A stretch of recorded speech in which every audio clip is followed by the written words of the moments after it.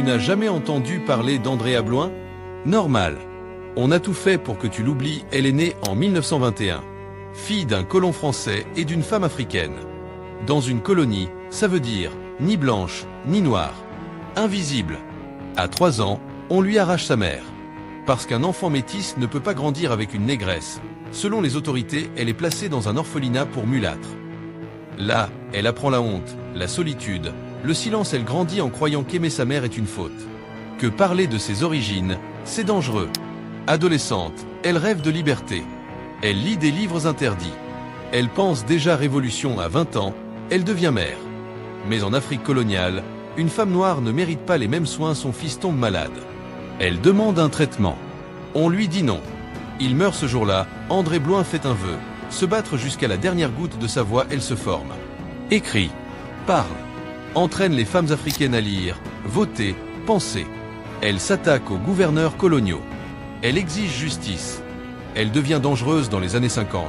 Elle rejoint les mouvements indépendantistes africains. Elle devient la première femme noire chef de cabinet politique en Afrique. Elle est aux côtés de Sékou Touré en Guinée. Puis Lumumba au Congo, et là, elle fait quelque chose d'impensable. Elle rédige une constitution, une femme noire, sans diplôme occidental. Écrit la loi fondamentale d'un pays libre. Elle défend l'éducation des filles, le droit des femmes, la souveraineté, mais les colons, les entreprises, la France, la surveillent. Et veulent la faire taire. Elle reçoit des menaces. On la traite de folle, de communiste, de prostituée.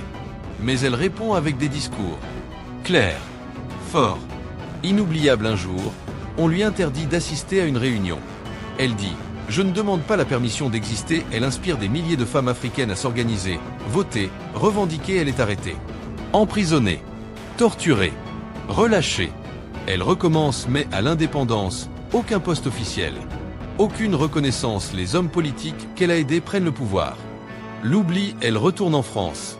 Là-bas, personne ne sait qui elle est. Et personne ne veut le savoir. Elle vit pauvrement. Oubliée. Mais elle continue d'écrire. En 1981, elle publie ses mémoires. Un livre puissant. Quasiment ignoré dans ce livre, elle crie encore « L'Afrique sera libre avec ses femmes ». Ou pas du tout. Elle meurt en 1986. Sans statut, sans médaille, sans documentaire. Tu comprends pourquoi on ne t'a jamais parlé d'elle? Parce qu'elle dérangeait. Parce qu'elle disait la vérité.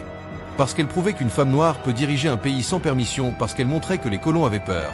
D'une mère en colère. Parce qu'elle était tout ce que l'histoire coloniale voulait cacher. Mais aujourd'hui, on la réveille. On crie son nom. Ensemble, André Bloin. Souviens-toi. Dis-le. Écris-le. Elle est ton histoire. Même si les livres ont oublié, partage son nom. Elle n'a pas été oubliée. Elle a été effacée. Tu veux d'autres noms comme André Bloin? Alors abonne-toi.